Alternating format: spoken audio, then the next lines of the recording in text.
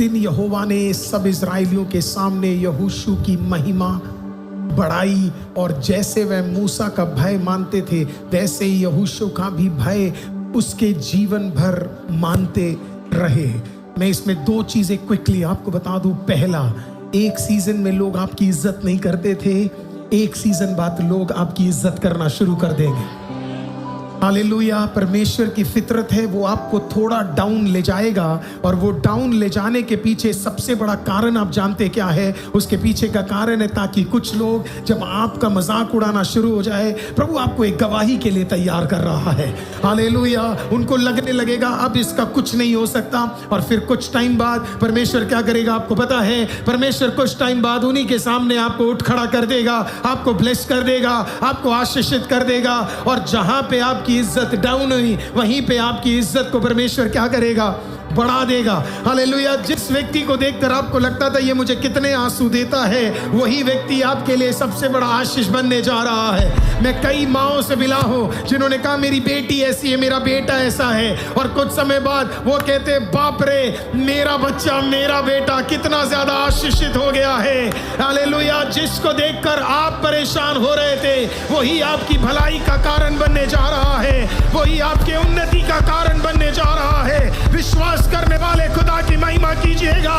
Hallelujah. जिस विषय को देखकर आप रो रहे थे वही आपका भलाई बनने जा रहा है। जिस चीज को पाने के लिए टाइम लग रहा है वही आपका भलाई बनने जा रहा है। जिस प्रार्थना के उत्तर में समय लग रहा है वही उत्तर तेरा भलाई बनने जा रहा है। जिस बिजनेस में तुझे समय लग रहा है वही तेरा भलाई बनने जा रहा है। जिस नौकरी में तुझे समय लग रहा है वही तेरा भलाई बनने जा रहा है। जिस घर बनने में तेरे लिए टाइम लग रहा है वही तेरा भलाई बनने जा रहा है।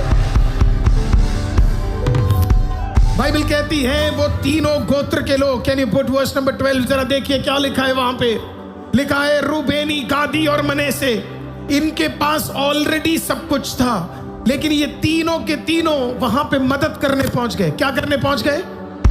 मदद करने वहां पे वो पहुंच गए। तीनों के तीनों मदद करने पहुंच गए। तीनों के तीनों, all three of them reached there, और वो मदद करने पहुंच गए। तीनों के तीनों वो गए वहां पे, और बाकी गोत्र के लोगों को उन्होंने क्या किया आपको पता है? उन्होंने मदद किया। जिंदगी इतनी ही है सर, जिंदगी इतनी ही है। आपके अगल बगल में ऐसे कई लोग होंगे जिनके पास अभी थोड़ा कम होगा, थोड़ा सा झुके होंगे, थोड़ी सी कमजोरी होगी। समझिए मैं शोषण वाली बात नहीं कर रहा, पर जेन्युइनली कुछ लोग कभी कभी परेशानी से जाते हैं। थोड़ा बहुत सहारा और थोड़ा बहुत कंधा उन्हें भी दे देना। जब आप ये दोगे, अगले पीढ़ी में तेरे पीढ़ी के लिए भी कई लोग खड़े हो जाएंगे। जब आप नेकी करते हो तो ये भूल मत जाना, कहीं और तेरे लिए नेकी का एक भंडार खुदा तैयार कर रहा है। हालेलुया। जब इश्माइल को निकालने की बारी आई तो अब्राहम का दिल फूटा, वो रोया, वो परेशान हुआ, वो भयंकर रोया कि ये हागार के साथ ये क्या हो रहा है, इस बच्चे को मैं कैसे निकाल दूं। सारा ने तो इतनी इज्जत दी नहीं, लेकिन अब्राहम ने तब भी इज्जत के साथ ही हागार और उसके बच्चे को भेजा।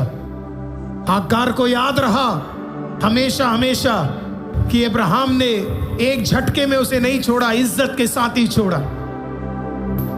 हागार ने इश्माइल को समझाया होगा कि देख, इसने हमारे साथ धोखा नहीं किया, उसकी पत्नी नहीं चाहती थी, शायद इसके कारण हमें आज शायद यहां से निकलने का कार्य हुआ। रोई, प्रभु ने रास्ता खोला, इश्माइल को आशीषित किया, लेकिन अब्राहम ने नेकी करना कभी नहीं छोड़ा। लूत गलत था पर नेकी किया। हागार और उसका बच्चा देखने में सही ना लगे लेकिन नेकी किया। एक बार नहीं, बाइबल तो इतना तक बोलती है मेल्कीसेदेक को उसने अपना दशवांश भी दिया।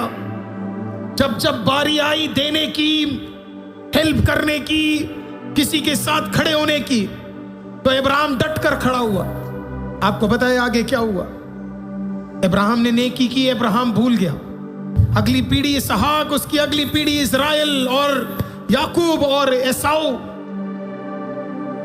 और फिर उसके बाद एक पीढ़ी और आई जहां पे 12 बच्चों में एक बच्चा था जिसका नाम जोसेफ था। 11 उसे पसंद नहीं करते, अगर सही भाषा में बोलूं तो 10 उसे पसंद नहीं करते। एक दिन उसे उठाकर उस गड्ढे में डाल दिया। जोसेफ का मृत्यु निर्णय था कि आज वो मरेगा ही मरेगा। जानवर आकर उसे खत्म कर देंगे, नहीं तो भूखा प्यासा उसके अंदर खत्म हो जाएगा।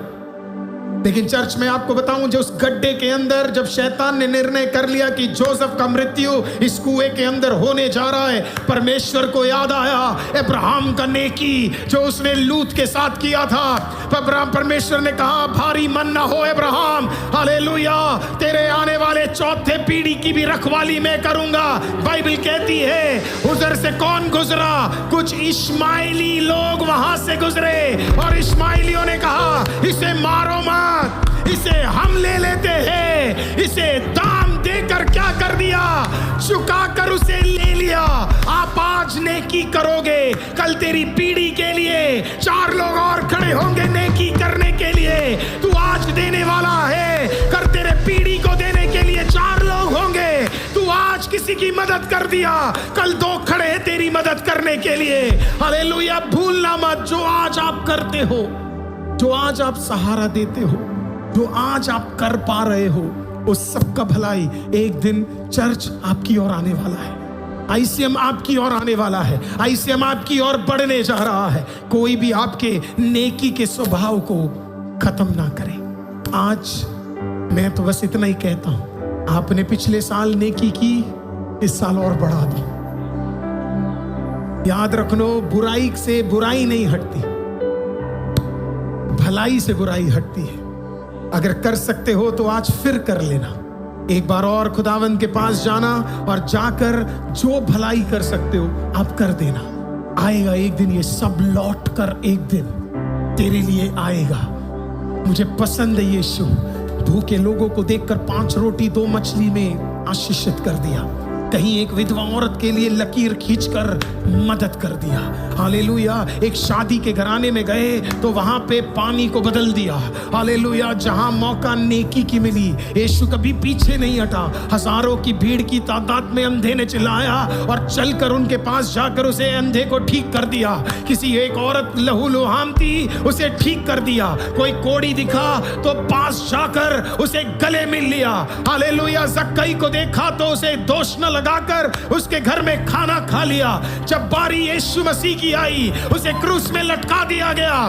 तो प्रियो, आमीन, मदद करने के लिए हालेलुया यीशु के पास कोई नहीं था, नहीं, लोग थे। कौन आया? अरमतिया का जोसेफ कहता है मेरा नया कब्र मैं देने जा रहा हूं। निकोडिमस कहता है जितना धन लगे, जितना अधिकार लगे, मैं देने के लिए तैयार हूं। जब आप नेकी कर रहे हो, आपको नहीं पता दूसरी ओर खुदा लोगों को तैयार कर रहा है तेरे अगले सीजन के लिए।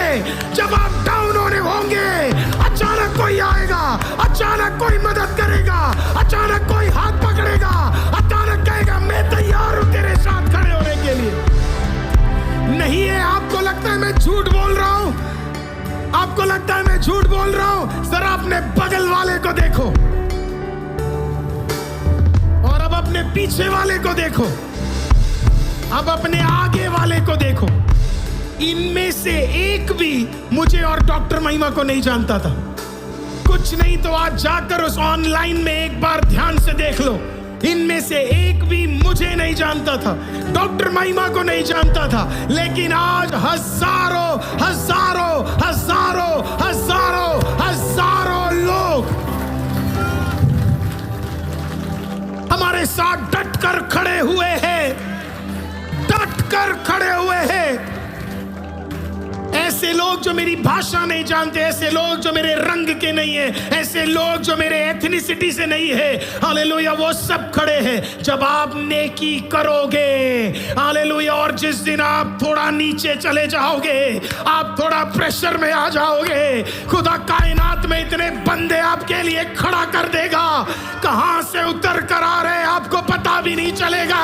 देश देशों में तेरे लिए नए लोगों को खड़ा कर देगा। तो आज करना, अगर किसी का सहारा बन सकते हो तो बन जाना, किसी का कंधा बन सकते हो तो बन जाना, थोड़ा बोझ बांट सकते हो तो ले लेना। जीवन इतना ही है, आज तुमने कर लिया, कल कोई तुम्हारे लिए करे। आज तुम अपने बच्चों को उठा लो, कल जब तुम बूढ़े होंगे तुम्हारा बच्चा तुम्हें भी संभालेगा। हम क्यों विश्वास करें कि हमारा बच्चा हमें नहीं देखेगा? हमारा बच्चा देखेगा। हम क्यों बोले कि हमारा बच्चा हमारे साथ नहीं रहेगा? हमारा बच्चा हमारे साथ रहेगा। हम क्यों बोले कि वो हमारे परमेश्वर को नहीं मानेगा? हमारा बच्चा, मैं और मेरा घराना यहोवा की सेवा करेगा।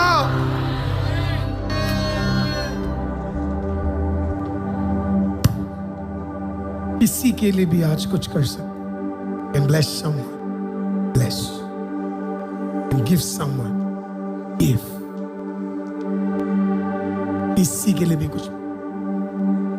मैं जानता हूं ये सब करने के बाद भी आपको बड़े बड़े शब्द सुनने को मिले होंगे। It's okay. पहले ये हमें ठेस पहुंचाते थे क्योंकि मेरा दिल मेरा था। पिछले हफ्ते के बाद अब हमें ये ठेस नहीं पहुंचाते क्योंकि मेरा दिल मेरा है ही नहीं। मेरा दिल तो खुदा का है। इतना घुस जाओ यीशु में और यीशु तुम में इतना बस जाए कि तुम वही करो जो यीशु ने किया। किसी की मदद, किसी के लिए आशीष, किसी के लिए एनकरेज, किसी के लिए सहारा, किसी के लिए गीत। अगर अंकुर ब्रदर आप जैसा मैं गा पाता तो मैं तो हर दिन एक गाना गाता और फिर उसे मैं सबको भेज देता ताकि मेट्रो में और ये ताने भरे जीवन में 30 सेकंड का बढ़िया गाना वो बंदा सुन। सच मैं तो इतना अच्छा गाता, मैं गाऊंगा पता चले आपका मूड और खराब हो जाए। Right? Use your gifting as a blessing. फिर से बोलूं, use your gifting as a blessing. हर कोई एथिल सिस्टर अपने घर बुलाकर 20 जनों को खाना नहीं दे सकती, दम नहीं है इतना दे। हर माएँ नहीं दे सकती है, पर कुछ माएँ हैं।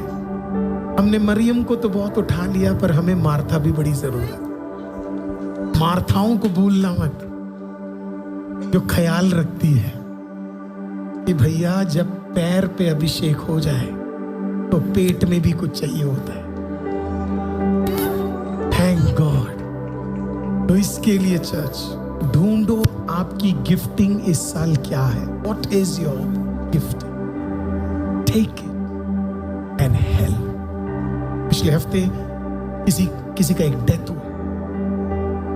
मैं जेन्युइनली उस पर कुछ नहीं कर सकता, बट मैं एक सिस्टर को जानता। मैंने तुरंत कॉल किया। मैंने कहा सिस्टर मुझे आपकी मदद चाहिए, ऐसा ऐसा सिचुएशन। वो सिस्टर ने कहा पास्टर आप फोन रख दो और सोचो काम।